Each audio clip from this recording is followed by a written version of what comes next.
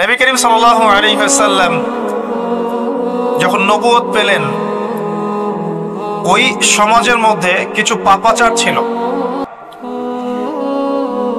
এমন সমাজেই নবী আসে যেই সমাজে পাপাচার বেশি, যেখানে কোনো পাপ নাই, সেখানে তো নবীর কোনো প্রয়োজন নাই। নবী করিম সাল্লাল্লাহু আলাইহি ওয়াসাল্লাম যখন নবী হলেন, তৎকালীন আরবের সমাজে মৌলিকভাবে 5টা পাপ ছিল। কয়টা ভাই? তার প্রথমটা হচ্ছে শিরক।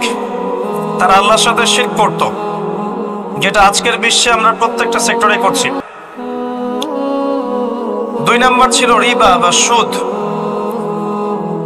তৎকালীন আরব সমাজের মধ্যে সুদ ভিত্তিক অর্থনীতি ছিল, যা এখন পুরো বিশ্ব জুড়ে চলছে। 3 নম্বর হচ্ছে মাদক। তৎকালীন আরবের অন্যতম মহামারীর নাম ছিল মাদক, যেটা বর্তমান বিশ্বেরও একটা বড় মহামারী। 4 নম্বর সমস্যা ছিল নারী জাতির অবমাননা, যেটা আইয়ামে জাহিলিয়াতের যুগকে এখন হার বানিয়েছে। 5 নম্বর সমস্যা ছিল গোত্রীয় হানাহানি, যেটা এখন ধর্মীয় হানাহানি, পলিটিক্যাল হানাহানি, বৈশ্বিক হানাহানিতে রূপ নিয়েছে। কিছুই পরিবর্তন হয়নি। জাহিলি যুগের সেই জাহিলিয়াতের সুন্নতগুলো এখনো বিশ্ববাসী আমল করছে, বরং তার চেয়ে বেশি মাত্রায় করছে। যতদিন যাবে এগুলো বাড়তে থাকবে। এর পরে কি একটা সময় আসবে যখন সমাজে জাহিলিয়াতের লেশ মাত্র থাকবে না ইনশাআল্লাহ। মুহাম্মদ সাল্লাল্লাহু আলাইহি ওয়াসাল্লাম যে সমাজে নবী হয়েছেন, এই সমাজটা অনেকটা এমন ছিল। শিরক ছিল, রিবা ছিল, মাদক ছিল, নারীর অবমাননা ছিল, বেহায়াপনা ছিল, অশ্লীলতা ছিল, দাস প্রথা ছিল, ব্যভিচার বেশি ছিল, গান বাজনা বাদ্যযন্ত্রের প্রভাব বেশি ছিল, জুয়া ছিল, আপসে মারামারি, হিংসা, বিদ্বেষ ছিল, রক্তক্ষয়ী দীর্ঘস্থায়ী সংঘাত ছিল। এরকম একটা সমাজের মধ্যে নবী সাল্লাল্লাহু আলাইহি ওয়াসাল্লামকে আল্লাহ পাক নবুয়ত দান করেছেন, এবং নবুয়তটা দান করেছেন রমাদান মাসে, যে মাসে আমাদেরকে সওম রাখতে বলা হয়েছে। রমাদান মাসের মধ্যে একটা রাত আছে, যে রাতের নাম হচ্ছে লাইলাতুল কদর। আমি আশা করি আপনারা সবাই এই সূরাটা জানেন। বা'দা আউযু বিল্লাহি মিনাশ শাইতানির রাজীম, ইন্না আনজালনাহু ফি লাইলাতুল কদর। নিশ্চয়ই আমি কোরআনকে নাজিল করেছি লাইলাতুল কদরে, ভাগ্য রজনীতে। ওয়া মা আদরাকা মা লাইলাতুল কদর। হে নবী মুহাম্মদ সাল্লাল্লাহু আলাইহি ওয়াসাল্লাম, আপনি কি জানেন লাইলাতুল কদর কি জিনিস? লাইলাতুল কদরি খায়রুম মিন আলফি শাহর। লাইলাতুল কদর হচ্ছে 1000 মাসের চাইতে উত্তম। এখানে গাণিতিক ভাবে ব্যাখ্যা করতে যাবেন না 1000 মাস সমান সমান কত বছর হয়, ব্যাপারটা এমন নয়। এখানে আধিক্য বোঝানো হয়েছে। 1000 মাস ইবাদত করলে যে নেকি হয়, 1 রাত ইবাদত করলে সে নেকি হয়ে যাবে ইনশাআল্লাহ। এই রাতে কি হয়? স্পেশাল তানাজ্জালুল মালাইকাতু ওয়ার রূহ। এই মাসে আল্লাহর পক্ষ থেকে আল্লাহর ফেরেশতারা নেমে আসেন। কোথায় নেমে আসেন? পৃথিবীতে। তাদের সর্দার হিসেবে থাকেন জিবরাইল আলাইহিস সালাম। তানাজ্জালুল মালাইকাতু ওয়ার রূহু ফিহা বিইذনি রাব্বিহিম। আল্লাহর রবের আদেশে তারা এই কাজটা করে। মিন কুল্লি আমর, প্রত্যেকটা বিষয়ের ফয়সালা হয় এই রাতে। আপনার আমার তাকদীর লেখা হয়েছে আসমান জমিন সৃষ্টির 50,000 বছর আগে। আপনার আমার তাকদীর লেখা হয়েছে আসমান জমিন সৃষ্টির 50,000 বছর আগে। আল্লাহ পাক সমস্ত সৃষ্টির তাকদীর লিখেছেন প্রথম দফায়। দ্বিতীয় দফায় তাকদীর লেখা হয়েছে যখন আমার আপনার রূহ আমাদের মায়ের গর্ভে ছিল 4 মাস 10 দিন বয়স। ওই সময় আল্লাহর পক্ষ থেকে ফেরেশতা আসেন, এসে লিখে দেন তার হায়াত, তার রিজিক, সে সৌভাগ্যবান না দুর্ভাগ্যবান। এরপর রূহটাকে ফুঁকে দেন, বাচ্চা নড়াচড়া শুরু করে। এর আগ পর্যন্ত পেটের মধ্যে বাচ্চা নড়াচড়া করে না। যখন রূহটা ফুঁকে দেওয়া হয়, তারপর থেকে বাচ্চা নড়াচড়া শুরু করে। দ্বিতীয় দফায় তাকদীর লেখা হয়। এরপরে তৃতীয় দফা লেখা হয় এই লাইলাতুল কদরে, যে আগামী 1 বছর কি হবে, আপনি কি করবেন। অর্থাৎ 1 বছরের বাজেট প্রণয়ন করা হয় প্রত্যেক লাইলাতুল কদরে। তানাজ্জালুল মালায়েকাতু ওয়ার রূহ ফিহা বিইذনি রাব্বিহিম মিন কুল্লি আমর। এই রাতের আরেকটা বৈশিষ্ট্য হচ্ছে সালামুন হিয়া হাত্তা মাতলাইল ফজর। ফজর পর্যন্ত এই রাতে শান্তি শান্তি শান্তি শান্তি প্রশান্তি বজায় থাকে। এই রাতে আপনি যে দোয়া করবেন, যে কোনো দোয়াই করবেন, যদি আপনার রিজিকটা হালাল হয় ইনশাআল্লাহ কবুল হয়ে যাবে যে কোনো দোয়া। এই রাতে যারা ইবাদত করে দাঁড়িয়ে দাঁড়িয়ে, তাদের চতুর্দিকে ফেরেশতারা সমবেত হন, তাদের দোয়ায় তারা শরীক হন, তাদের জন্য দোয়া করতে থাকেন। ঠিক তখনই দেখবেন মুমিন বান্দার চোখ দিয়ে টপ টপ করে পানি পড়া শুরু হয়েছে। আপনি ফিল করতে পারবেন যে আপনার দোয়া আল্লাহ কবুল করছে। এই রাতের ইবাদতকে 1000 মাস দিয়ে গুণ করলেও কখনো সমান হবে না। একটা রাত ইবাদত করলে আপনি 1000 মাসের নেকি পাচ্ছেন। এই সুযোগটাকে ছেড়ে দেওয়া যায়? কবে এই রাত স্পেসিফিকলি বলা যাবে না, 27 তারিখেই স্পেসিফিকলি বলা যাবে না যে 21-এর রাতেই, 23-এর রাতেই বা 25-এর রাতেই, নির্দিষ্ট করে বলার কোনো সুযোগ নাই। নবী সাল্লাল্লাহু আলাইহি ওয়াসাল্লাম লাইলাতুল কদর পেয়েছেন এবং ওই রাতে বৃষ্টি হচ্ছিল। তিনি সিজদা করছেন, তার কপালের মধ্যে মসজিদে নববীর যে মাটি আছে এই মাটির কাদা লেগেছিল। তখন কিন্তু মসজিদ টাইলস ফিটিং ছিল না, মাটির মসজিদ থেকে নবী সাল্লাল্লাহু আলাইহি ওয়াসাল্লাম বিশ্ব পরিচালনা করেছেন। আর আমাদের এখন তাজমহলের মতো মসজিদ, হেদায়েতের কোনো হও না এখানে। এটা আখিরুজ জামানের সাইন, মসজিদগুলো হবে চাকচিক্যময়, হেদায়েত শূন্য। হাদিস একদম স্পষ্ট আছে, মসজিদ হবে চাকচিক্যময় কিন্তু হেদায়েত শূন্য। ইভেন দেখবেন নামাজ পড়ছে মুসল্লি, পাশে হই হুল্লো করছে। দিনের কথা আলোচনা হলে বা নামাজ পড়লে, কেউ কোরআন তেলাওয়াত করলে আদবের সাথে যে পাশে শোরগোল করতে হয় না, এটা এখন বুঝাতে হয়। বুঝাতে গিয়ে যদি আপনি এই আয়াত তেলাওয়াত করেন, লাহুম কুলুবুন লা ইয়াফকাহুনা বিহা, কিছু মানুষকে আল্লাহ পাক কলব দিয়েছেন বোঝে না। ওয়া লাহুম আযানুন লা ইয়াসমাউনা বিহা, কিছু মানুষকে আল্লাহ পাক কান দিয়েছেন শোনে না। ওয়া লাহুম আ'য়ুনুন লা ইউবসিরুনা বিহা, কিছু মানুষকে আল্লাহ পাক চোখ দিয়েছেন দেখে না। উলাইকা কাল আনআম, এরা আনআমের মতো। বাল হুম আদাল, বরং তার চাইতেও নিকৃষ্ট।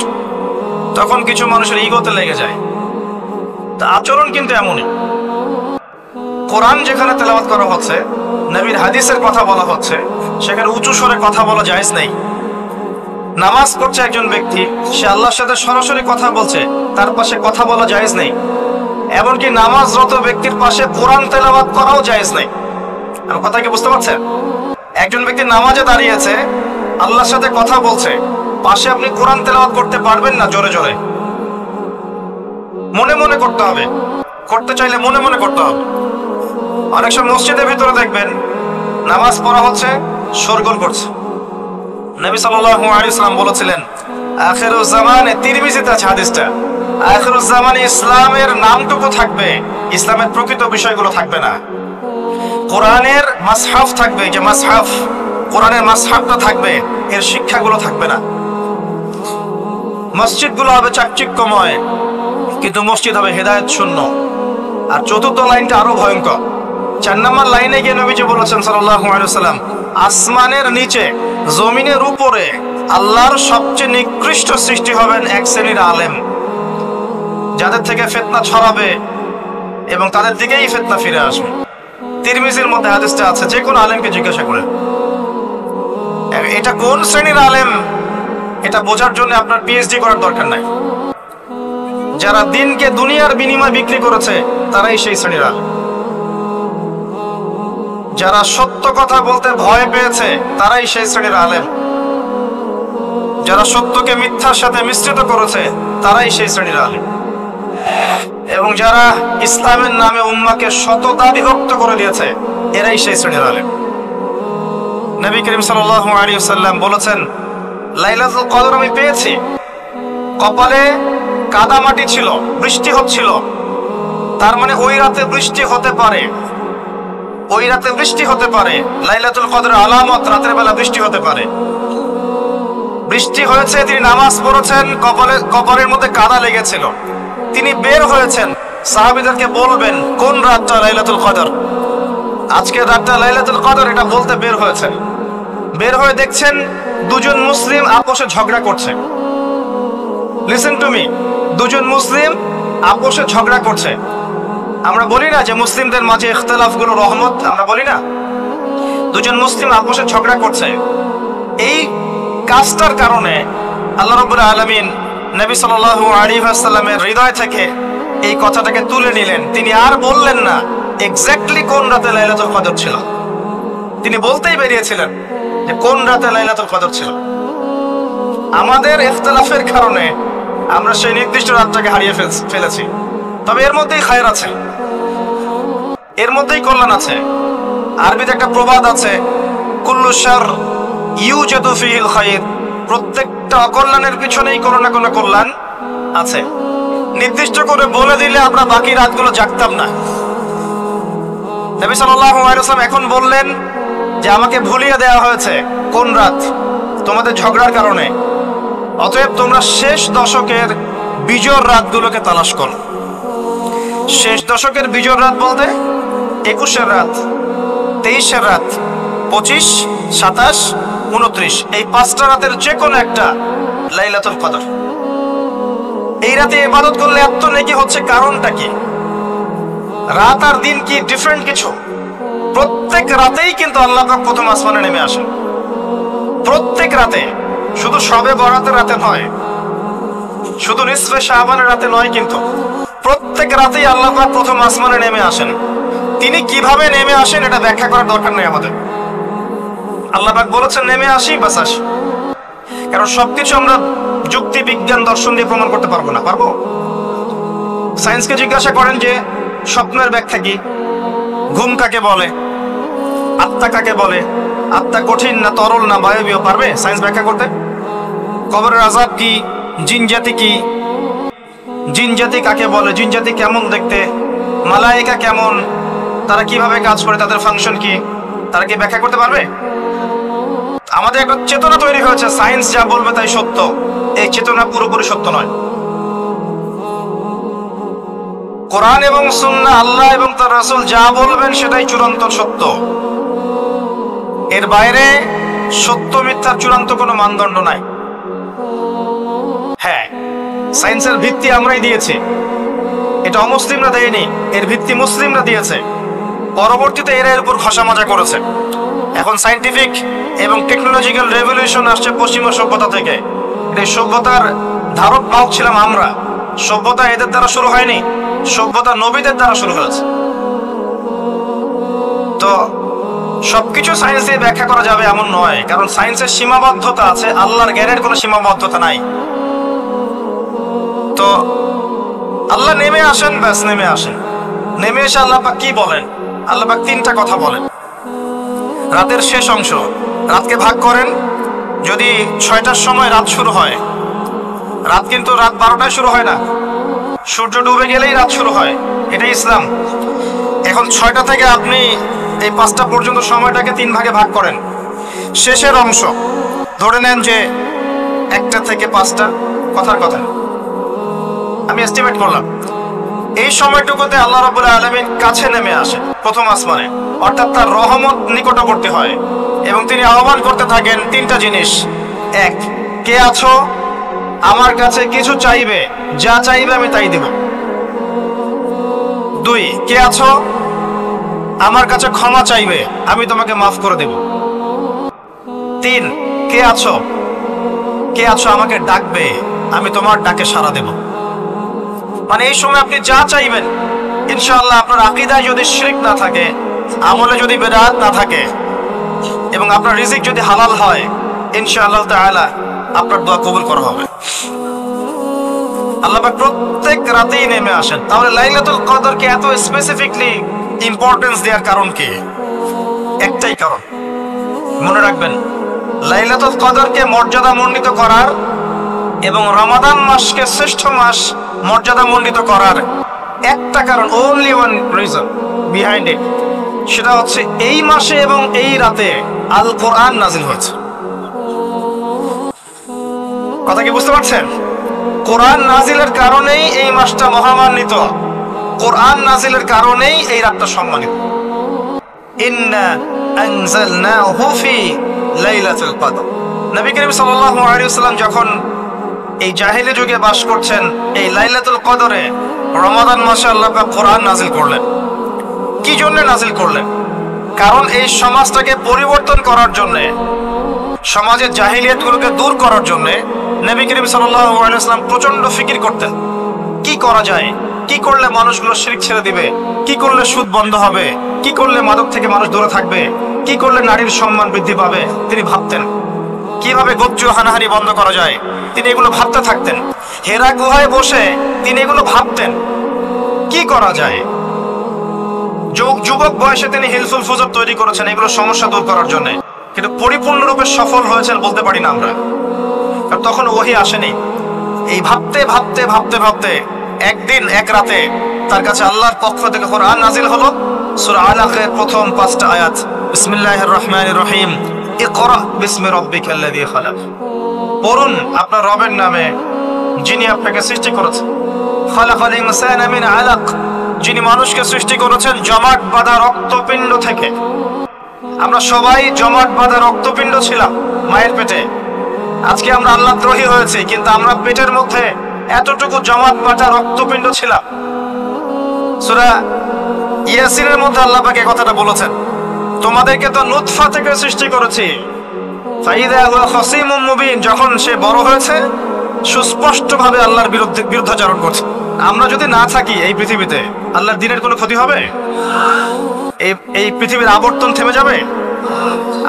আমাদের বউ বাচ্চা কাচ্চা, বাবা মা, স্ত্রী সন্তান, এরা কি না খেয়ে মারা যাবে? মনে করেন আমরা এখন সবাই মরে গেছি, কথা বলছি, নাউজুবিল্লাহ, আমাদের পরিবারগুলো কি থেমে যাবে? আত্মীয় স্বজন থেমে যাবে? আমাদের সমাজ থেমে থাকবে? কেউ থেমে থাকবে না। মাঝখান থেকে আমরা আমাদের জীবনের সময়টা হারিয়ে ফেললাম। অতএব আমরা আল্লাহর জন্য বাঁচি, আল্লাহর দ্বীনের জন্য। এখন দ্বীনের ক্ষতি যারাই করবে তাদের বিরুদ্ধেই সোচ্চার হতে হবে। আল্লাহ পাক বোঝার তৌফিক দান করুন। আমি যে কথা বলছিলাম, কোরআন নাজিল হয়েছে লাইলাতুল কদরে।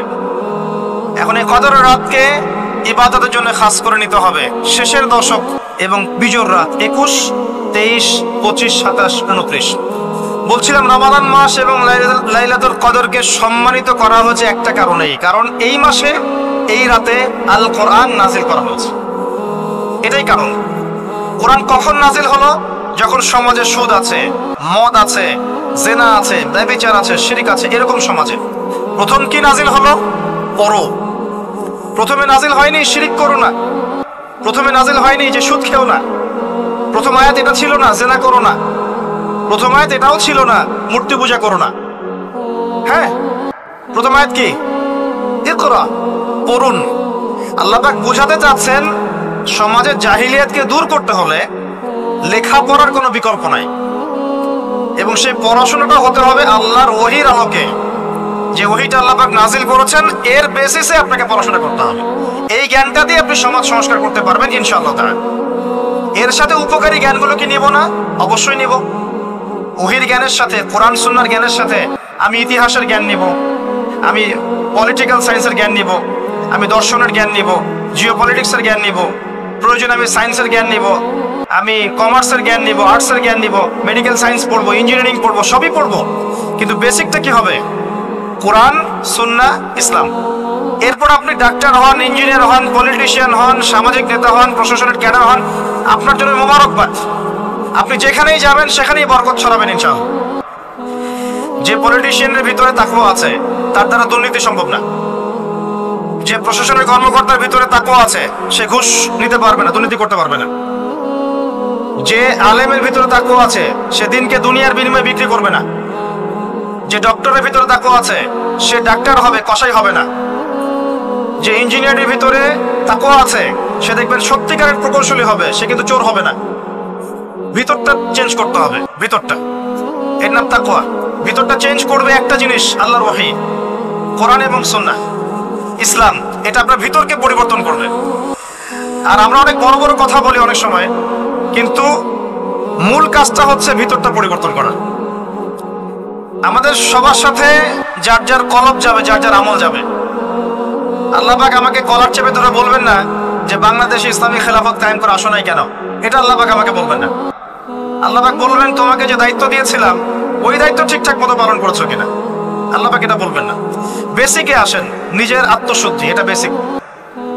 আলাইকুম আনফুসাকুম, নিজের নফসের খবর নাও, নিজের নফসটাকে পবিত্র করো, নিজের নফসের মধ্যে হিংসা ত্যাগ করো, বিদ্বেষ ত্যাগ করো, অহংকার ত্যাগ করো, রিয়া ত্যাগ করো, দুনিয়ার মোহ ত্যাগ করো। নিজের নফসের মধ্যে বেশি বেশি পরকালের ফিকির আনো, জিকির করো বেশি বেশি, কোরআন বেশি বেশি তেলাওয়াত করো, হালাল খাও, আদর্শ পরিবার গঠন করো, তাওহীদে থাকো, সুন্নতে থাকো, ইনশাআল্লাহ হাসতে হাসতে জান্নাতে চলে যাবেন। একটা হাদিস আমি পড়েছি ফয়জুল কালাম বইয়ের মধ্যে, গতকালকে মাহফিলে বলেছিলাম, আপনাদেরকে বলছি। মাদ্রাসায় পড়ানো ক্লাসিক্যাল একটা বই ফয়জুল কালাম, সবাই কিনতে পারেন, হাদিসের বই, চমৎকার কিছু হাদিস আছে। এখানে একটা হাদিস আছে আমাদের জন্য সুসংবাদ। নবী সাল্লাল্লাহু আলাইহি ওয়াসাল্লাম বলছেন, হে সাহাবীরা, তোমরা এমন একটা যুগের মধ্যে বাস করছো যেই যুগে কেউ যদি ইসলামের 10% ছেড়ে দেয় সে ধ্বংস হয়ে যাবে।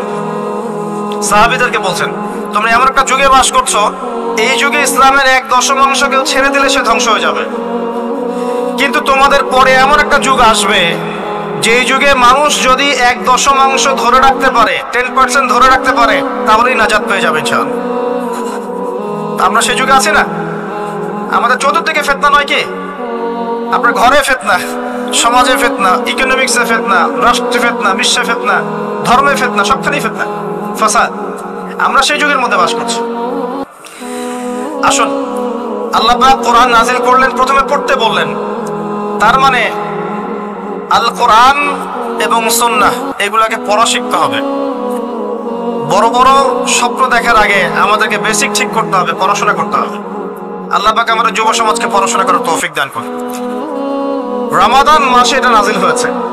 আল্লাহ পাক সূরা বাকারায় বলছেন, শাহরু রমাদানাল্লাযী উনজিলা ফীহিল কুরআন, রমাদান সেই মাস যেই মাসে কোরআন নাযিল করা হয়েছে। কি জন্য নাযিল করা হয়েছে? হুদাল লিন-নাস, এই কোরআন হচ্ছে মানব জাতির জন্য হেদায়েত, নট অনলি ফর মুসলিমস।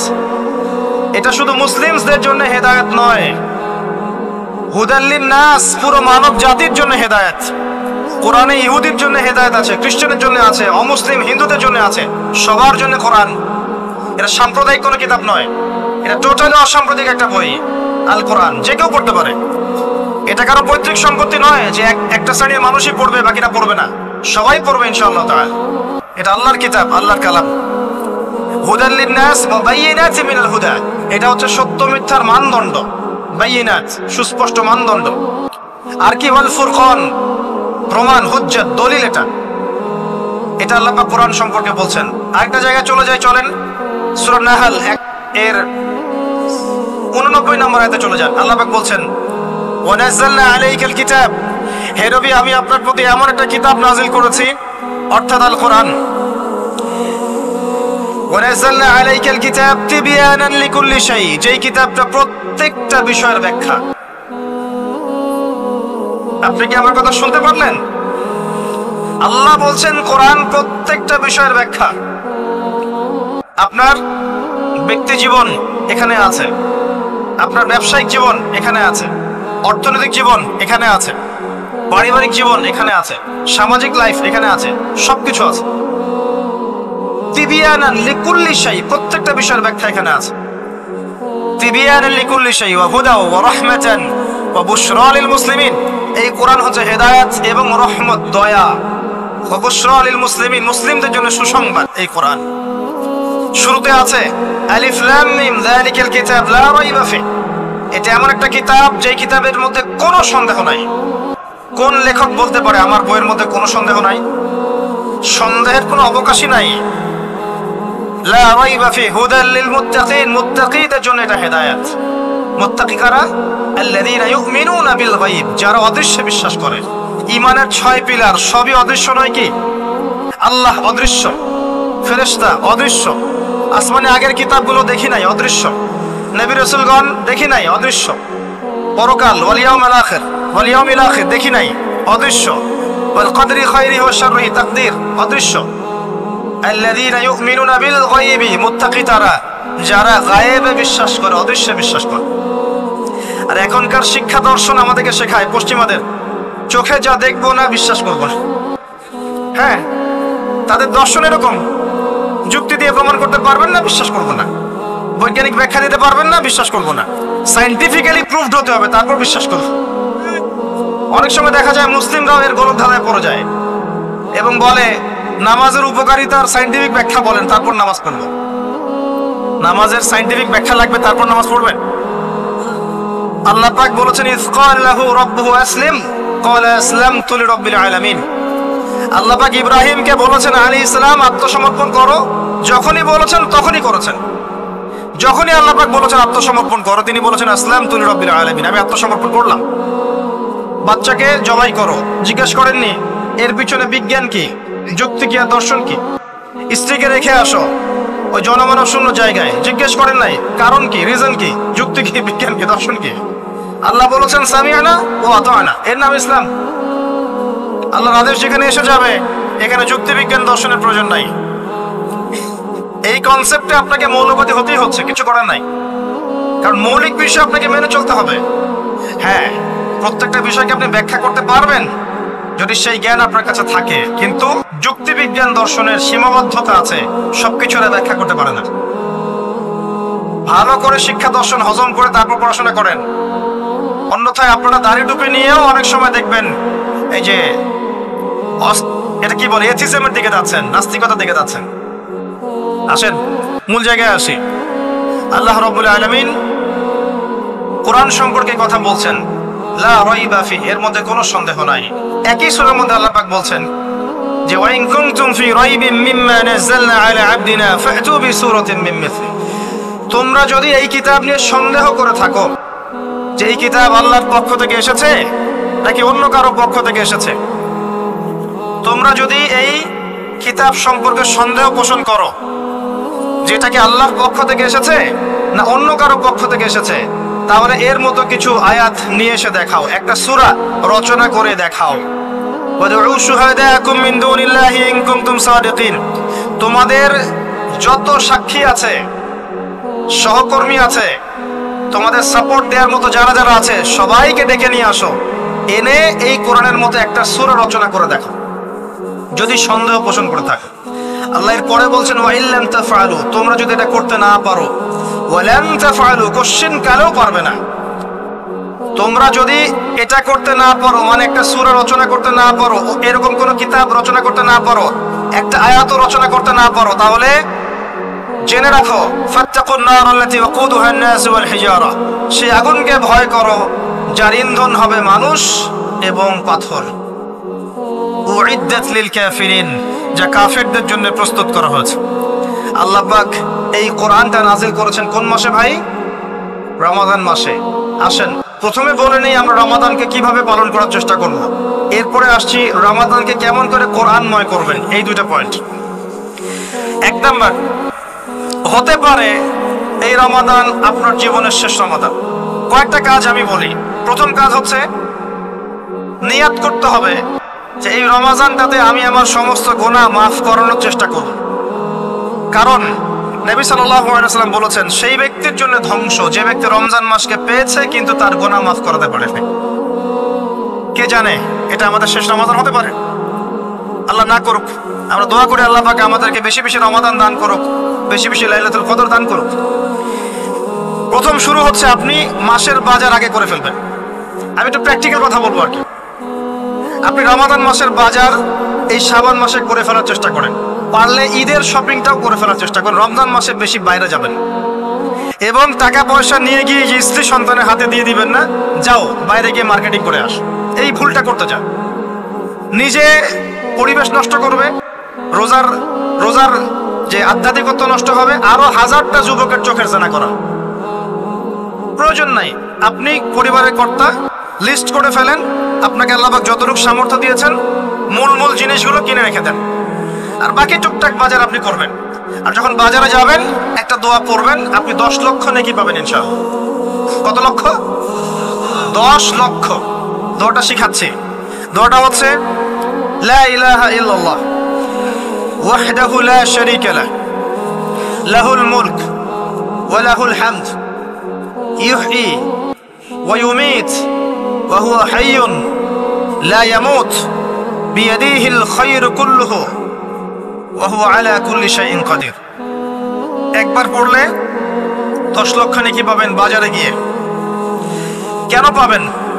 কারণ বাজার সবচেয়ে নিকৃষ্ট জায়গা, যেখানে গেলে মানুষ আল্লাহকে স্মরণ করে না। সেখানে গিয়ে আপনি আল্লাহকে স্মরণ করেছেন, এই জন্য আল্লাহ আপনাকে নেকি দিবেন ইনশাআল্লাহ। আসেন, এটা করার পর ঈদের যে শপিংটার কথা বলছি, এটা এই কারণে বলছি, লাস্টের দশকে আমরা ঈদের শপিং এ বেশি ব্যস্ত থাকি, এতে করে লাইলাতুল কদরটা আমরা হারিয়ে ফেলি। লাস্টের দশক আমরা হয় ইতিকাফ করব, না হলে বাসায় নামাজ পড়বো, পরিবার বর্গকে নিয়ে রাত জাগবো। পারা যাবে ইনশাআল্লাহ? তারাবির নামাজ তো পড়বোই ইনশাআল্লাহ জামাতে। এবং আপনি 20 পড়েন আর 8 পড়েন, আপনি নামাজের কোয়ালিটিটাকে ভালো করার চেষ্টা করেন, নামাজের কোয়ালিটিটাকে বেস্ট করেন, ধীরে ধীরে তেলাওয়াত করেন, ধীরে ধীরে রুকু সিজদা করেন, নামাজটাকে এনজয় করেন, সময় নিয়ে, টাইম নিয়ে, 2 ঘন্টা সময় লাগুক, 3 ঘন্টা সময় লাগুক, এনজয় করে নামাজ পড়েন। আল্লাহ পাক তৌফিক দান করুন।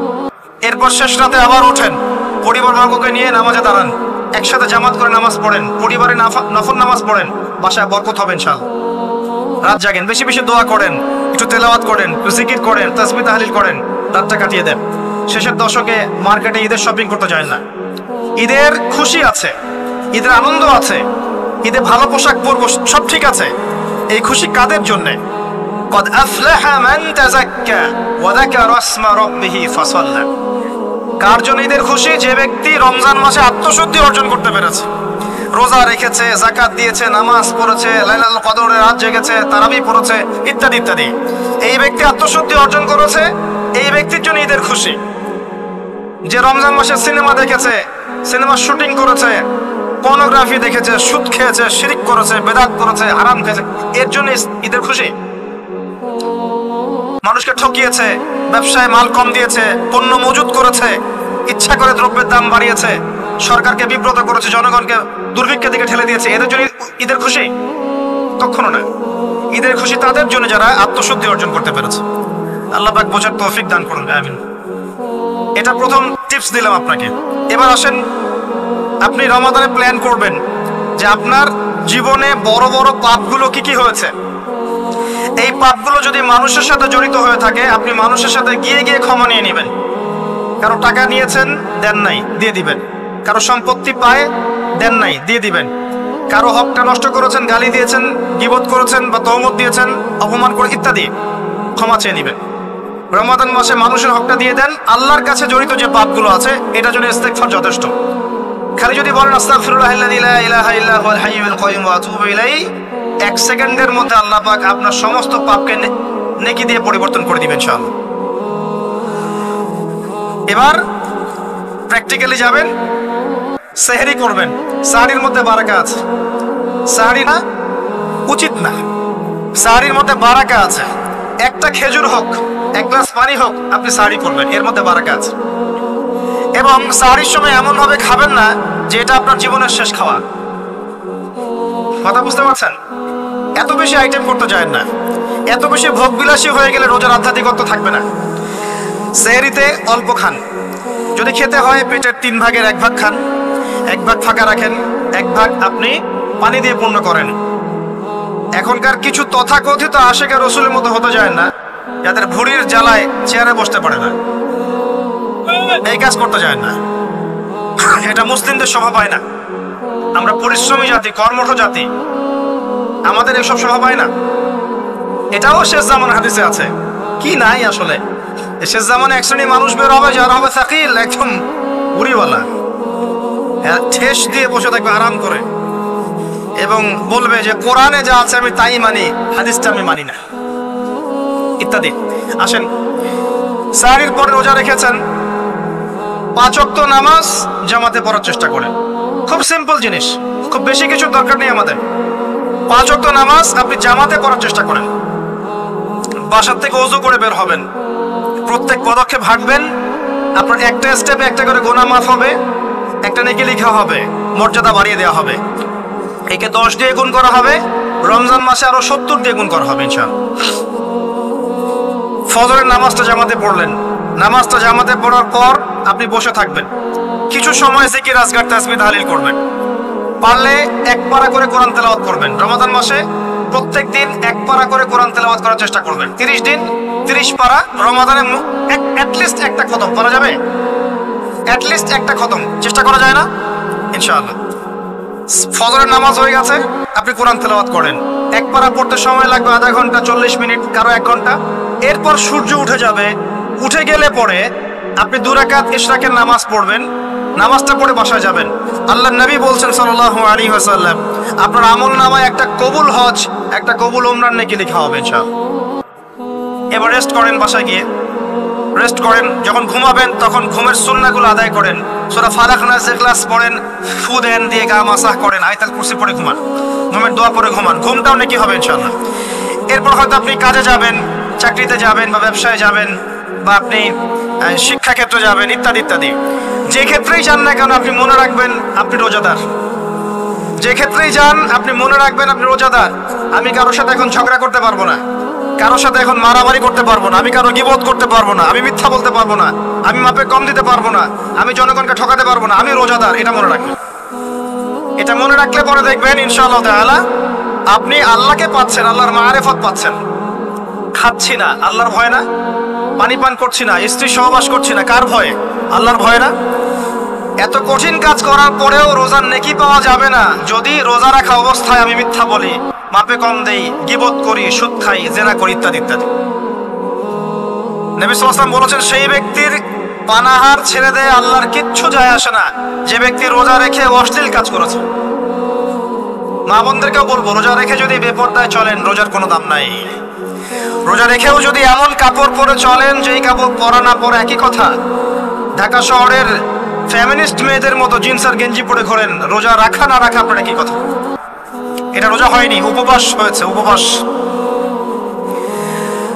ইকোনমিক সেকশন আমরা যারা আছি, আমরা যদি রোজা রেখেও সুদ খাই, আমার রোজা রাখা না রাখা আল্লাহর কিচ্ছু যায় আসে না। আমরা ধর্মীয় ক্ষেত্রে যারা আছি, জানা অনুযায়ী আমল যদি না করি, দিনকে দুনিয়ার স্বার্থে ব্যবহার করি, আমাদের রোজা রাখা না রাখায় কিছু যায় আসে না। আমরা যদি মিথ্যা বলি, অন্যের গীবত করি, অশ্লীল কাজ করি, গার্লফ্রেন্ডের সাথে সময় কাটাই, ওর সাথে কফি খেতে যাই, ডেটিং করতে যাই, এই যে ফেসবুকের মাধ্যমে চ্যাটিংয়ে প্রেম করি, ইউটিউবে অশ্লীল ভিডিও দেখি, পর্নোগ্রাফি দেখি, ইত্যাদি ইত্যাদি, এইসব রোজা রাখা না রাখা আল্লাহর কিচ্ছু যায় আসে।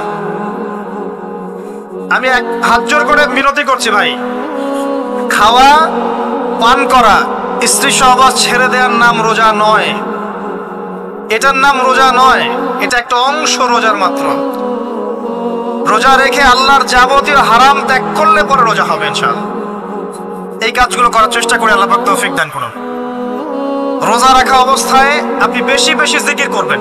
কি করবেন?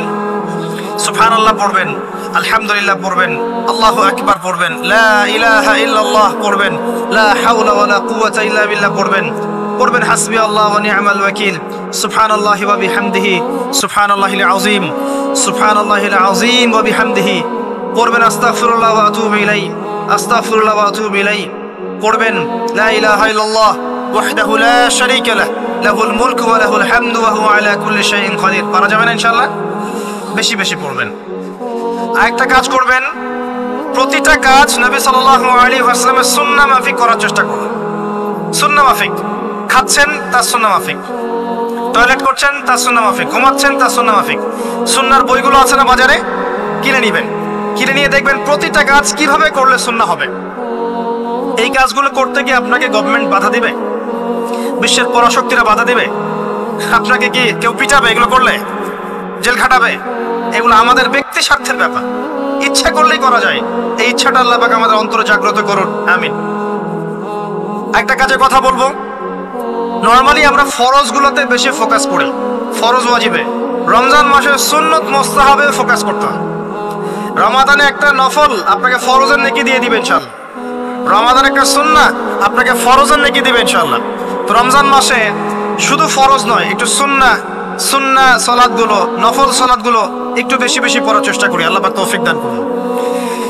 স্পেশালি একটা কাজ করার চেষ্টা করতে পারি, ওযু যখন ভেঙে যায়, টয়লেট করলেন ওযু ভেঙে গেল, সাথে সাথে হালকা করে ওযু করে ফেলার চেষ্টা করেন, সবসময় পবিত্র থাকার চেষ্টা করেন। বেলাল আল হাবাশি নাম শুনেছেন? রাদিয়াল্লাহু আনহু। নবী সাল্লাল্লাহু আলাইহি ওয়াসাল্লাম বলছেন, আমি যখনই জান্নাতে গিয়েছি বেলাল তোমার পায়ের শব্দ শুনেছি। সুবহানাল্লাহ। যেই বেলালকে উত্তপ্ত মরুভূমিতে শুয়ে নির্যাতন করা হচ্ছে, সেই বেলাল বলছেন আহাদুন আহাদ। সেই বেলাল রাদিয়াল্লাহু আনহুর নামে শানে সূরা নাজিল হচ্ছে, কুল হুয়াল্লাহু আহাদ। ওই বেলাল রাদিয়াল্লাহু আনহুকে নবী সাল্লাল্লাহু আলাইহি ওয়াসাল্লাম বলছেন, যখনই জান্নাতে যাই তোমার পায়ের আওয়াজ শুনি। তুমি কি এমন আমল করো যার কারণে এই মর্যাদা তোমার? বেলাল রাদিয়াল্লাহু আনহু বলছেন, আমি তো স্পেশাল তেমন কোনো আমল করি না, আপনারা যা করেন আমিও তাই করি। তবে আমার যখনই ওযু ভেঙে যায় আমি ওযু করি, আর আমি ওই ওযু দিয়ে 2 রাকাত নামাজ পড়ি। এটাকে তাহিয়াতুল ওযুর নামাজ বলে। রমজান মাসে করার চেষ্টা করি, আল্লাহ পাক তৌফিক দান করুন। আমরা অনেকে মসজিদে যাই, থাপ করে বসে পড়ি, করি না এই কাজটা? মসজিদে গিয়েছি, থাপ করে গিয়ে বসে পড়ি। মসজিদে গিয়ে 2 রাকাত নামাজ পড়ে বসা সুন্নাত। মিনিমাম 2 রাকাত নামাজ পড়ে বসলে আপনি তাহিয়াতুল মসজিদের নেকি অর্জন করলেন, মসজিদের হকটা আদায় করলেন। ওই জায়গা আপনার জন্য সেজদার সাক্ষী থাকলো, কিয়ামতের মাঠে আপনার পক্ষে সাক্ষী দেবে ইনশাআল্লাহ। এই সুন্নাহগুলো আমরা চর্চা করার চেষ্টা করি রমজান মাসে। রমজান মাসে দাড়িটা ছেড়ে দেন, দাড়িটা ছেড়ে দেন। এটা একমাত্র ভিজিবল সুন্নাত, দৃশ্যমান সুন্নাত, যেটা আপনার সাথে কবরে যাবে। যখন কাফন দেওয়া হবে তখন দেখা যাবে না আমার সাথে আর কোন কোন সুন্নাহ আছে, এই একটা সুন্নতই দেখা যাবে আমার সাথে কবরে যাচ্ছে। কথা কি বুঝতে পারছেন? আর এটাকে আমরা এখন যত পারি মেয়ে হওয়ার চেষ্টা করছি। নবীজি বলেছিলেন শেষ জামানায় ছেলেরা মেয়েদের পোশাক পরবে আর মেয়েরা ছেলেদের পোশাক পরবে। দেখবেন মেয়েরা এখন ফর্মাল পোশাক পরছে, জিন্স আর গেঞ্জি পরে ঘুরছে, আর ছেলেরা ক্লিন শেভড। ছেলেরা মেয়েদের মতো গাল বানাচ্ছে। আর কোন সাইনের জন্য অপেক্ষা করছেন? নবীজি বলেছিলেন উঁচু উঁচু বিল্ডিং নির্মাণের প্রতিযোগিতা করা হবে। একবার এয়ারে ঢাকার কাছাকাছি আসবেন, এয়ারে তো সফর করেছেন আপনারা অনেকেই। যখন এয়ার ফ্লাই করে, টেক অফ করে বা ল্যান্ড করে, তখন ঢাকার কাছাকাছি, তখন উপর থেকে আপনি ঢাকাকে দেখবেন যে কেন বলেছি this is the city of Akhiruzzaman. কেন বলেছি? নবীজি বলেছেন কিয়ামতের 2টা মেজর সাইন, 2টার মধ্যে একটা হচ্ছে أن ترى الحفاة العراة العالة رياء الشاء يتطاولون في البنيان। যখন সমাজের দরিদ্র শ্রেণীর মানুষেরা, যাদের পায়ে স্যান্ডেল ছিল না, গায়ে কাপড় ছিল না, এরা উঁচু উঁচু বিল্ডিং নির্মাণের প্রতিযোগিতা করতে থাকবে, ফান্তাজির সাআ, তখন কিয়ামতের অপেক্ষা করতে থাকো। আজকে থেকে 100 বছর আগে ছিল এগুলা? 200 বছর আগে ছিল? সুবহানাল্লাহ। আর কোন সাইনের জন্য অপেক্ষা করছেন? তিনি বলেছেন শেষ জামানায় women will dressed but still they will be naked। মহিলারা কাপড় পরবে, তারপরেও তারা নগ্ন থাকবে। আপনি ঢাকার শপিং মলে যান, আপনি দেখেন। আর কোন সাইনের জন্য অপেক্ষা করছেন? শুধু ঢাকা কেন, গ্রামগঞ্জে ছড়িয়ে পড়েছে এগুলো, এখন গ্রামেও ছড়িয়ে পড়েছে। গ্রামে আরো বেশি দেখা গেছে মাশাআল্লাহ। গ্রামে গিয়ে আমরা হতবাক, সুবহানাল্লাহ। গ্রামের মেয়েগুলা, গ্রামের মেয়ে ঢাকা শহরের মেয়েকে পার করে ফেলেছে। বাদ দেন, ওদিকে না যাই, ডিফারেন্ট টপিক। আমরা রমাদান মাসের সুন্নাহগুলো আমল করার চেষ্টা করি। তাহিয়াতুল মসজিদ আমল করার চেষ্টা করেন, তাহিয়াতুল ওযু আমল করার চেষ্টা করেন, বেশি বেশি জিকির করেন। এবার আসেন রমাদানে যাকাত হিসাব করবেন। যাকাত, আপনার যাকাত হিসাব করেন, কত টাকা যাকাত এসেছে। যাকাতের হিসাব জানেন তো? হ্যাঁ, 7.5 ভরি স্বর্ণ, রৌপ্য কত? 52.5 তোলা। আপনার এই চাষাবাদের ওসর আসে, ব্যবসায়িক পণ্য থাকলে, সঞ্চিত সম্পদ থাকলে সবকিছু হিসাব করে মুফতি সাহেব আছেন, কওমি মাদ্রাসার আলেমদের কাছে যাবেন, যাকাতের ক্যালকুলেশন করে নেবেন যে আমার এত টাকা যাকাত এসেছে। এভাবে যাকাতটা রমজান মাসে দিয়ে দেওয়ার চেষ্টা করেন। যাকাত যদি আমরা না দেই, একটা শাস্তি শুনে রাখেন, আল্লাহ পাক এই সম্পদগুলোকে একত্রিত করে গলাবেন, গলিয়ে কপালে, গালে আর এই যে পিঠে লেপটে দিবেন, বলেন নাউযুবিল্লাহ। এবং এটা একটা সাপের আকৃতি ধারণ করবে, সাপ গলায় পেঁচানো থাকবে, কপালে দংশন করতে থাকবে, বলবে আমি তোমার মাল 7 ভাগ করো, আমি তোমার মাল 7 ভাগ করো। কবর এটা হবে, আমরা চোখে না দেখলে ওটা সত্য। নবীজি দেখে এসেছে মেরাজের রাতে এগুলা। এরপরে যাকাতের একটা সুবিধা আছে, এটা আমরা বোঝাতে পারি না। যাকাত ইসলামিক ইকোনমিক্সের বেস। যাকাত ধনীর সম্পদে গরিবের হক। যে গরিবের কাছে টাকা পয়সা নাই, আপনার টাকা ওর হাতে চলে যাবে, ও খেয়ে পরে বাঁচতে পারবে, এটাই যাকাত। বুঝতে পারছি? জাকাতটা না দেন ও আস্তে আস্তে আস্তে আস্তে আরো দরিদ্র হতে থাকবে। এর উপর আবার সুদ আছে, আবার পেপার মানিও আছে। জাকাতগুলো দিয়ে দেন, আল্লাহর ওয়াস্তে জাকাত দিয়ে। অনেক মুসলিম আছে আমরা নামাজ পড়ি, জাকাত দেই না। অনেক মুসলিম আছে জাকাত দেয় না, নামাজ পড়ে। জাকাত অস্বীকারীদের বিরুদ্ধে আবু বকর সিদ্দিক রাদিয়াল্লাহু আনহু যুদ্ধ করেছিলেন। এজ এ আমির, রাষ্ট্রের পক্ষ থেকে যুদ্ধ করেছিলেন। আল্লাহ পাক আমাদেরকে জাকাত আদায় করার তৌফিক দান করুন। ফসল থাকলে ফসল এর ওসর আসবে, ওসর এটা দিয়ে দিবেন। সেচের পানিতে হলে এক হিসাব, আর আপনার বৃষ্টির পানিতে হলে এক হিসাব। রমজান মাসে বেশি বেশি দান সাদাকা করবেন, বেশি বেশি মানুষকে দান সাদাকা করেন। পণ্যের দাম কমিয়ে দেন, মানুষকে সাদাকা করেন। প্রত্যেকটা দিন 10 টাকা, 20 টাকা, 100 টাকা সাদাকা করতে চেষ্টা করেন। এক একটা সাদাকা 70 গুণ বেড়ে যাবে ইনশাআল্লাহ। আমি একটা নসিহত করব, রমজান মাসে বেশি থেকে বেশি মানুষকে খাওয়ান, বেশি বেশি খাওয়ান, ইফতার করান। আমি বলি মসজিদগুলোতে প্রত্যেক দিন আসর থেকে মাগরিব পর্যন্ত দিনের কথাবার্তা আলোচনা করেন, তালিম করেন। আপনাদের কাছে বই আছে, মুনতাকা হাদিস আছে, ফয়জুল কালাম বই আছে, রিয়াদুস সালেহিন বই আছে, মিশকাত আছে, আলেম আছেন, ইমাম সাহেব আছেন। একটা বিশেষ বিষয় নিয়ে আলোচনা শুরু করেন, মাগরিব পর্যন্ত আলোচনা চলবে, সবাই মিলে ইফতার করেন। একটা ইসলামিক পরিবেশ গড়ে তোলেন, মানুষকে ইফতার করেন, বেশি বেশি ইফতার করেন।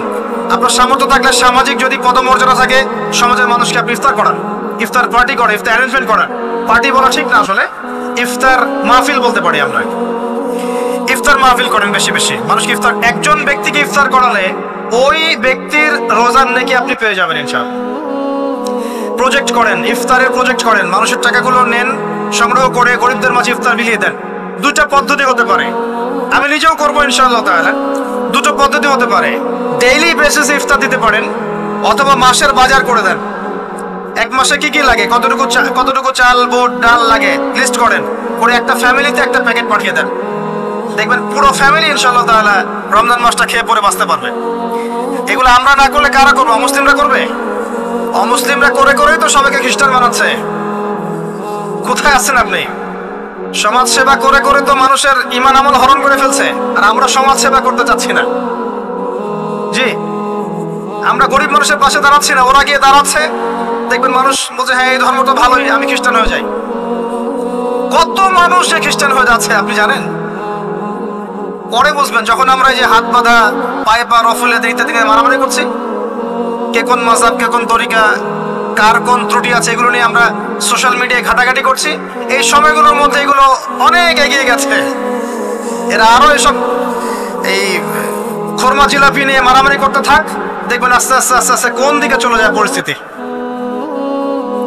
গলার মধ্যে দড়ি দিয়ে ফাঁস লাগানো হয়ে গেছে, খালি টানা বাকি আছে। আরে এখন ঝগড়া করে বেড়াচ্ছে কোন আলেমের কোন সমস্যা। লাহুম কুলুবুন লা ইয়াফকাহুনা বিহা, আল্লাহ পাক বলেছেন সূরা আরাফ 179-তে।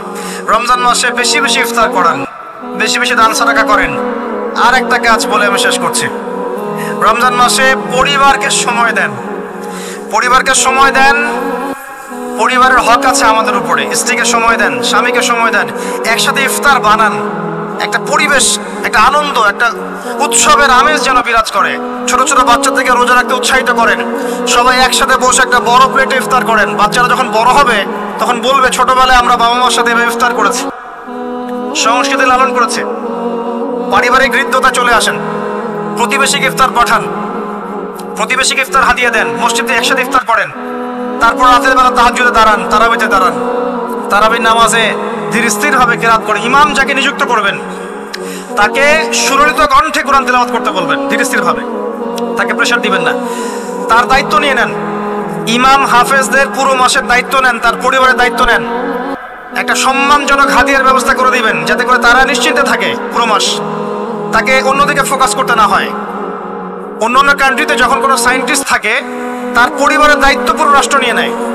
সে ঠান্ডা মাথায় গেলে গবেষণা করবে। একই প্রসেস, আপনি আলেম ওলামা ইমাম হাফেজদের দায়িত্ব নিয়ে নেন, তার পরিবারের দায়িত্ব নিয়ে নেন। হুজুর আপনি আপনার কাজ করেন, আমরা আপনার পরিবার দেখছি।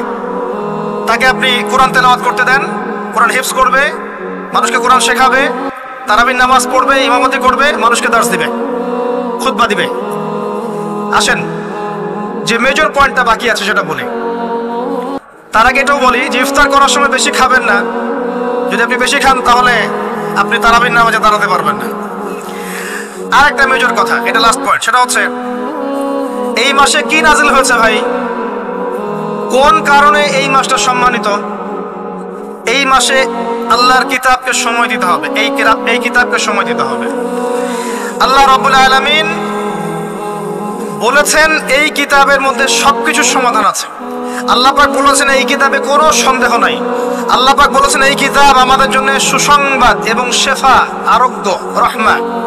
এখন একটু বসেন, একটু সময় নেন। এই কিতাব প্রথমত আপনাকে তিলাওয়াত করা শিখতে হবে। রমজান মাস আসার আগেই আপনি তিলাওয়াত করা শিখে ফেলেন। যদি না জানেন, রমজান মাসে পুরো 1 মাস তাজবিদ শিখবেন স্থানীয় ইমামের কাছে। পারবেন না? 1 মাসের মধ্যে কোরআন তিলাওয়াত শেখা সম্ভব, 1 মাসে শেখা সম্ভব। শয়তান আপনাকে 3টা ধোঁকা দিতে পারে। শয়তান আপনাকে বোঝাতে পারে আপনি অনেক জানি, আমার জানার দরকার নাই। শয়তান বোঝাতে পারে আমার বয়স হয়ে গেছে, আমার দ্বারা হবে না। শয়তান বোঝাতে পারে আমার অনেক সময় পরে আছে, পরে শিখে নিব। আল্লাহর ওয়াস্তে শয়তানের ধোঁকায় পড়বেন না। এই মাসে কোরআন শেখেন। কে জানে আপনি আগামী মাস পান কিনা। কোরআন শিখে নেন, রমজান মাসে তেলাওয়াত করে শিখে নেন। কি পাবেন? কয়েকটা হাদিস বলছি। নবী সাল্লাল্লাহু আলাইহি ওয়াসাল্লাম বলেছেন এই কোরআন আপনার পক্ষে দলিল হবে অথবা বিপক্ষে দলিল হবে। হুজ্জাতুন লাকা ওয়া আলাইক, আপনার জন্য শাফিউল লি আসহাব, এটা সুপারিশকারী হবে আপনার জন্য। প্রত্যেক হরফে আপনি 10টা করে নেকি পাবেন। কোনোদিনও আমি বলি নাই কোরআন তেলাওয়াত করলে নেকি হবে না। এই যে কাটছাট ভিডিও দেখলে আলেম ওলামাও ভুল মেসেজ পায়, এবং দেখা যায় একজন বরেণ্য আলেম হয়েও ভুল কথা বলতে শুরু করে। এজন্যই বলি এর ক্ষতিকর দিক কত। মূল বিষয় তার নখদর পড়ে নাই, একটা কাটছাট ভিডিও দেখেছে, দেখেই কথা বলা শুরু করলো। কিন্তু সে আলেম, তার জানা উচিত কাফা বিল মারই কাযিবান ওয়া হুয়া ইয়াকুল কুল্লামা সামিআ। একজন মানুষের জন্য মিথ্যাবাদী হওয়ার জন্য এতটুকু যথেষ্ট, যা শুনলাম যাচাই বাছাই না করেই প্রচার করলাম। ইয়া আইয়ুহাল্লাযীনা আমানু ইন জাআকুম ফাসিকুম বিনাবাইন ফাতাবায়ানু, কোন ফাসিক যদি কোনো খবর নিয়ে আসে সেটা আগে তথ্য যাচাই করো, তারপরে কথা বলো। ইশতারিবু কাসীরাম মিনাজ যন, বেশি বেশি অনুমান থেকে বেঁচে থাকো। ইন্না বা'দা যন্নি ইসম, এগুলো আমরাই ভুলে যাচ্ছি এখন। আমি বলছি বারবার, স্পষ্ট করে বলছি, কোরআন তেলাওয়াত করলে প্রত্যেক হরফে 10টা করে নেকি হবে। এবং কোরআন তেলাওয়াত করলে আপনার জীবনে বরকত আসবে, রিজিকে হায়াতে বরকত আসবে, আপনার কলবে আল্লাহর নূর আসবে ইনশাআল্লাহ তাআলা। কোরআন আপনার পক্ষে সাক্ষী দিবে, আপনার পক্ষে দলিল হবে, হুজ্জা হবে ইনশাআল্লাহ। প্রত্যেক হরফে 10 নেকি। তবে শুধু তেলাওয়াত করলেই আমি কোরআনের অর্থগুলো বুঝতে পারবো না। আর অর্থগুলো না বুঝলে আমি কোরআনে আল্লাহর মৌলিক মেসেজগুলো ধরতে পারবো না। ধরতে না পারলে সেই মেসেজগুলোর উপর আমল করতে পারবো না। এই কারণে কোরআনের অর্থটা বোঝা জরুরি, এর ভাষা শেখা জরুরি। কারণ আদেশ নিষেধ আমাকে মানতে যেতে হবে। এবং কোরআন গবেষণা করতে হলে অবশ্যই অর্থ জানতে হবে, ভাষা শিখতে হবে, এর তাদাব্বুর তাফাক্কুরে ডুবে যেতে হবে, যেটা শুধুমাত্র তেলাওয়াত করা সম্ভব নয়। এটা বোঝাতে চেয়েছি। এর চেয়ে পরিষ্কার করে কি বলতে পারি বলেন? সুবহানাল্লাহ। আল্লাহ পাক আমাদেরকে বোধ শক্তি দান করুন। আল্লাহর ওয়াস্তে রমজান মাসে ভাই কোরআন তেলাওয়াত বাড়িয়ে দেন। যারা হাফেজ আছেন এই মাসে হিফজ চর্চা করবেন। আমার জন্য দোয়া করেন যেন আমি এই মাসে পুরোটা হিফজ করতে পারি। হিফজ চর্চা না করতে করতে অনেকটা ভুলেই যাচ্ছে। আসলে নবী সাল্লাল্লাহু আলাইহি ওয়াসাল্লাম বলেছেন চর্চা না করলে কোরআন এত দ্রুত কলব থেকে বের হয়ে যায় যে একটা উটকে যদি ছেড়ে দেন সে যত দ্রুত চলে যাবে। আমাদের জন্য, আমার জন্য দোয়া করবেন যাতে কোরআনের হকটা আদায় করতে পারি। আল্লাহ পাক তৌফিক দান করুন, আমিন। এবং যারা হাফেজে কোরআন তাদের উচিত আরবি ভাষা এবং সাহিত্য জেনে তাফসিরগুলো পড়ে কোরআনের আয়াতগুলোকে নিয়ে একটু গবেষণা করা, আয়াতগুলো বোঝার চেষ্টা করা, আল্লাহ পাক কি বলেছেন কোরআনের মধ্যে বোঝার চেষ্টা করা, এগুলো জনগণকে বোঝানো। এবং এটা বোঝাতে আপনি উগ্র হবেন না, চরমপন্থী হবেন না, আক্রমণাত্মক হবেন না। আমরা কেউ কারো শত্রু নই, আমরা সবাই সবার বন্ধু, সবাই সবার ভাই। আমরা সবাই সবার ভাই, এক উম্মাহ, ওয়ান উম্মাহ নেশন। তাই আমরা কোরআনের মৌলিক মেসেজগুলো যুগোপযোগী ভাবে সবার সামনে তুলে ধরবো, উপস্থাপন করব। মানার জন্য ফোর্স করব না। যাকে আল্লাহ পাক হেদায়েত দিবেন সে মানবে ইনশাআল্লাহ, যাকে আল্লাহ পাক হেদায়েত দিবেন না সে মানবে না, তার হিসাব সে দিবে, আমার কোনো দায় দায়িত্ব নাই। আর সর্বশেষ কথা হচ্ছে আল কোরআন, এর মধ্যে অনেক আদেশ এবং নিষেধ আছে। রমজান মাসে আমরা যদি কোরআন পড়ি আর বুঝি কিন্তু কোরআনের আদেশ আর নিষেধগুলোকে ফলো না করি, না মেনে চলি, তাহলে আদতে কোরআনের হকটা আদায় হচ্ছে না। এবং এই কোরআনের মেসেজ আমাদেরকে মুসলিম অমুসলিম সবার দ্বারে দ্বারে পৌঁছে দিতে হবে। ইনশাআল্লাহ তাআলা যেভাবে কোরআনের দাওয়াতের ফলে, হাদিসের দাওয়াতের ফলে নবী সাল্লাল্লাহু আলাইহি ওয়াসাল্লাম আইয়ামে জাহিলিয়াতের সেই জাহিলিয়াতকে দূর করে আলোকিত সমাজ প্রতিষ্ঠা করেছিলেন, ইনশাআল্লাহ আজও সম্ভব এই কোরআন সুন্নাহর দাওয়াতকে দিয়ে আজকের সমাজে চলমান জাহিলিয়াতগুলোকে দূর করে আলোকিত বাংলাদেশ প্রতিষ্ঠা করা। আল্লাহ পাক আমাদেরকে তৌফিক দান করুন, আমিন। আমি আমার আলোচনা এখানে শেষ করছি, আজকে আর লম্বা করছি না। আপনারা কষ্ট করে এসেছেন, বসেছেন, আলোচনা শুনেছেন, আদবের সাথে বসেছেন, শৃঙ্খলা রক্ষা করেছেন। আমরা দোয়া করি আল্লাহ পাক আপনাদের সবার নেক হায়াত, হালাল রিজিকে আল্লাহ পাক প্রশস্ত করুন। আমাদের সবাইকে আল্লাহ পাক রমজানে পৌঁছে দিন, রমজানে বেশি বেশি রোজা রাখার তৌফিক দান করুন।